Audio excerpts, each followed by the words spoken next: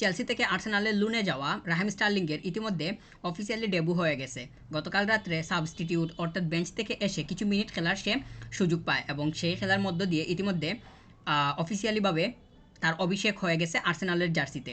এই প্লেয়ারটা বর্তমানে চেলসির সাথে চুক্তিবদ্ধ আছে এবং সে অফিসিয়ালিভাবে চেলসির একজন প্লেয়ার। বর্তমানে চেলসি তাকে লুনে পাঠাইছে আর্সেনালে এবং সে আর্সেনালের হয়ে লুনের ডিল শেষ হওয়ার পর তারপর সেখান থেকে ফিরে আসবে।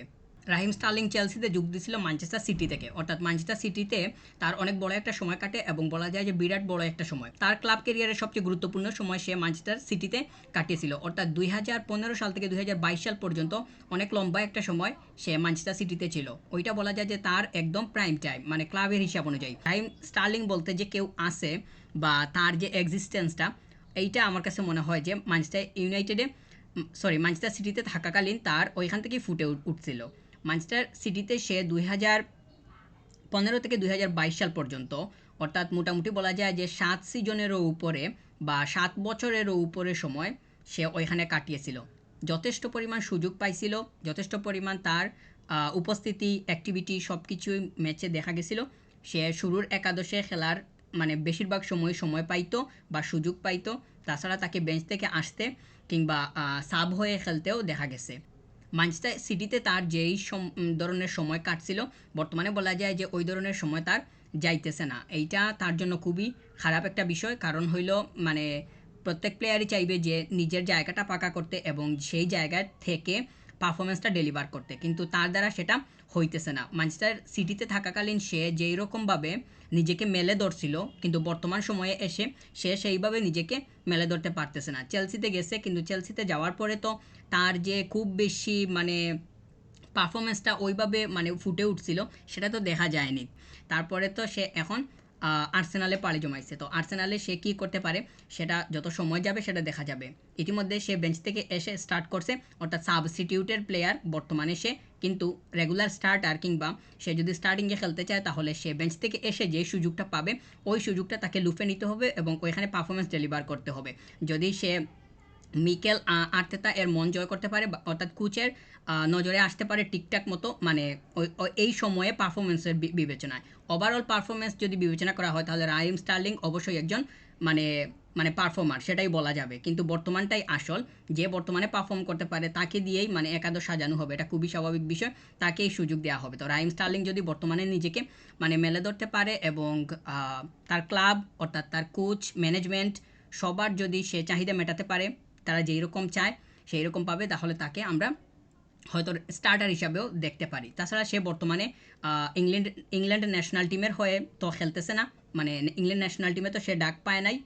এইটা তার জন্য খুবই খারাপ বিষয়। সে যদি ঠিকঠাক মতো পারফর্মস করতে না পারে তাহলে তো মানে জাতীয় দল থেকে তার জন্য ডাক আসবে না।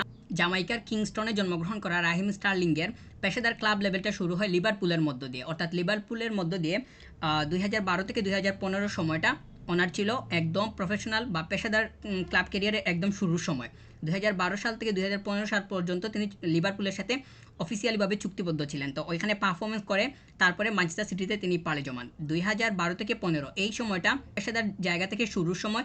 রাহিম স্টার্লিংয়ের ক্লাবের জায়গাটা কিংবা ক্লাবের ক্যারিয়ারটা যথেষ্ট বড়, যদিও সে ইংল্যান্ডের বাইরে অর্থাৎ ইংলিশ প্রিমিয়ার লিগ ছাড়া অফিসিয়ালিভাবে অন্য কোনো লিগে এখন অবধি খেলে নাই, কিংবা ইংল্যান্ডের বাইরে লিগে খেলার জন্য সে এখন অবধি যায় নাই। ম্যানচেস্টার সিটিতে থাকাকালীন সে ইংলিশ প্রিমিয়ার লিগ থেকে শুরু করে এফএ কাপ, কমিউনিটি শিল্ড মোটামুটি সব কিছুই জিতছিল।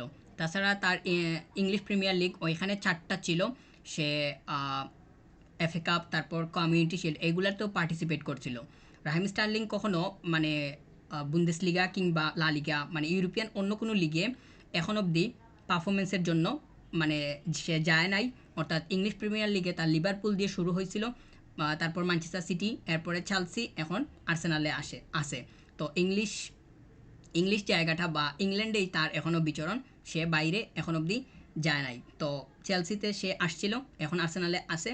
চেলসিতে যে তার সময়টা খুব ভালো যাইতেছে বা গেছিল সেটা বলার মানে কোনো ধরনের সুযোগ আসলে নাই। তো বর্তমানে সে আর্সেনালের হয়ে সাইন করছে, যদিও এটা লোন ডিল। তো সে এই সময়টা কি করতে পারে সেটাই দেখার বিষয়। তার জন্য বলা যায় যে মানে গুরুত্বপূর্ণ সময়, সম্পূর্ণ সময় গুরুত্বপূর্ণ। টপ 5 লিগে যে প্লেয়াররা খেলে মানে ওইটাই তাদের জন্য গুরুত্বপূর্ণ সময়। তো সে যদি নিজেকে মেলে ধরতে পারে তাহলে দেখা যাবে যে তার মানে গেম প্লেয়িং সময়টা আরও বেড়ে যাবে, যেটা তাকে অনেক বেশি হেল্প করবে পরবর্তী সময়ে। মানে মনোবলটা যদি বাড়াতে চায় তাহলে তার পারফরমেন্সটা খুবই দরকার।